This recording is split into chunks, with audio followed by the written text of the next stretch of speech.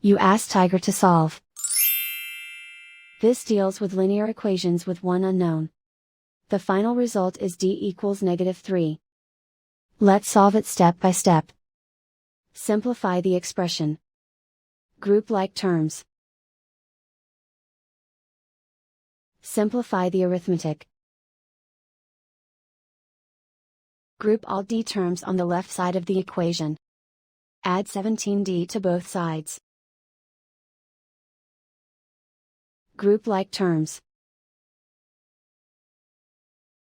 Simplify the arithmetic. Group like terms. Simplify the arithmetic. Group all constants on the right side of the equation. Subtract 19 from both sides. Simplify the arithmetic.